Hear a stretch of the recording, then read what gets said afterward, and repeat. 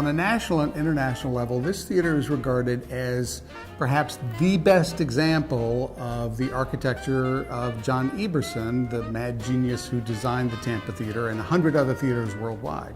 John Eberson did a limited number of atmospherics, and he was kind of more or less the father of the atmospheric theater. It was one of his favorites as far as something that he looked back on as being a real accomplishment and kind of the height of his style and his approach. He took a lot of cues for atmospherics that he designed around the world from the Florida environment, drawing from some of the colors and the natural environment he found here in Florida. He developed this specific style of theater, but all the other theaters have been modified or painted out or torn down. Tampa Theatre is unique in all the remaining atmospheric theaters because it's so completely intact. It has the furniture, it has the tapestries, it has the foliage, probably the most intact Eberson atmospheric theater still in existence.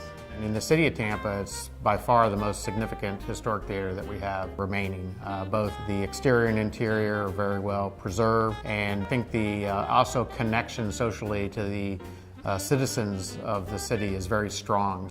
The theater makes me feel happy when I walk into it. I come into this beautiful building, I get my popcorn, I go to my favorite seat in the balcony, I'm going to see a wonderful movie, the organ is playing and then sinks into the floor before the previews. It's a great feeling to come in. It's this tremendous asset that we have as a community.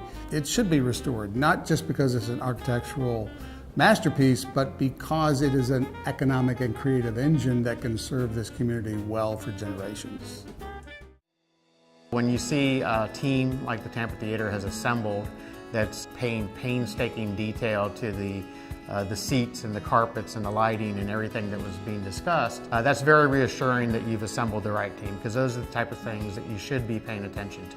Several years back, actually about a decade ago, when we were doing some initial master planning for the building, we actually went through an architectural selection process. And so there were a number of firms considered, but Westlake Reed Laskowski rose to the top.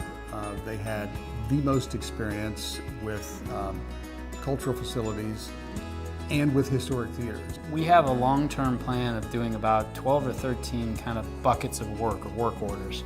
And it kind of starts with the infrastructure. And so these are the kind of the behind-the-scenes things that are absolutely essential to the long-term health of the building, but also help support all of the other interesting finish work that's going on, which Evergreen is working with us on. Evergreen has experience with more than 300 historic theater restorations, and they are just simply the best. They do nothing but large public grand spaces, and they do restoration. So it's Radio City Music Hall, it's the Reading Room at the New York Public Library, it's the Library of Congress, it's state capitals, it's the U.S. Capitol Rotunda, and it's cathedrals and motion picture palaces all over the world. Well, Evergreen works in a couple different capacities. We go in the beginning as part of the design team, do all the forensic research, determine what the original colors were. We help with the selection of the seats, looking at the physical building, and that informs the design process. And what we've learned in going through the process of discovery is that the original seats were not red, they were an earth tone color, and furthermore, all of the colors in the theater sort of were in that same family. So yes, there were yellows and blues and greens and some red, but red was never a dominant color. To the extent possible, we want to restore the building to John Eberson's original vision. And we all just sort of realized that John Eberson was smarter than any of us. And so let's let him tell us what those colors ought to be. At each point in time, you have to stop and say, all right, is there any reason why we can't do it the way John Eberson would have done it here? And then you have to ask yourself, all right, well, what would he do?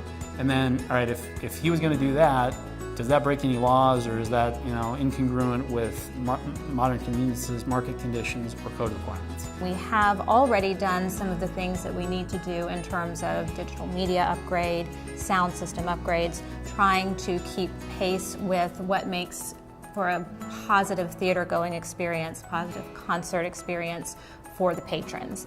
And with the restoration that we're doing, that's just going to enhance that. Everything will be sealed, solid, reliable, and restored to its original splendor. But what the audience will see when they walk back into the building after this first phase is done is a fully restored lobby. Then they will see new seats, carpets, and the grand drape in the auditorium. When the building opened in 1926, there was no concession stand, and concessions really didn't come into play until much later. So the concession stand that people are familiar with in the lobby is this thing that was built and installed in the 70s. And that's going away, but we still need a concession stand that is more efficient so that the audiences can get what they want and get to their seats faster. It'll be a more pleasant experience for them. But the challenge aesthetically, since the theater never had a concession stand, is how do you design something in a space that there was never anything like it originally? So the approach that the architects are taking is they want the lobby to speak and not the concession stand. It'll be far more functional and efficient, but it won't take over the lobby like the current concession stand does. In the mezzanine, we're doing something because we have an opportunity to create an upscale seating section. It is a popular place to sit, so we're going to make that more comfortable. So the seats there will be the widest seats in the theater. In between every seat, there will be a small bistro table that'll be more convenient for people, and it'll just be a much more upscale, luxurious experience. I mean, the wonderful thing about theaters is they continually reinvent themselves.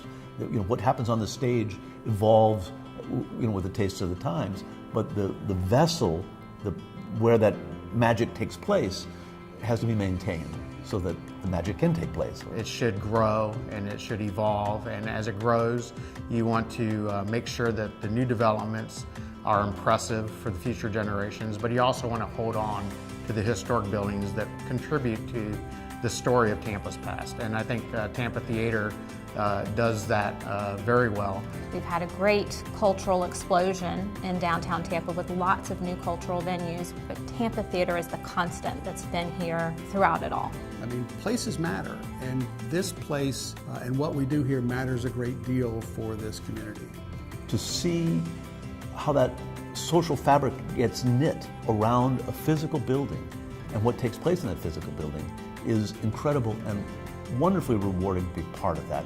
I want the community to be able to walk in here for decades and decades to come and have their breath taken away. And to see both contemporary and classic cultural events that are imbued with this sense of history and authenticity because of the space that they're being presented in. We know from the work that we've done in planning this project that what lies underneath all of this is a painstakingly beautiful restoration waiting to be done. I think it's just going to be spectacular.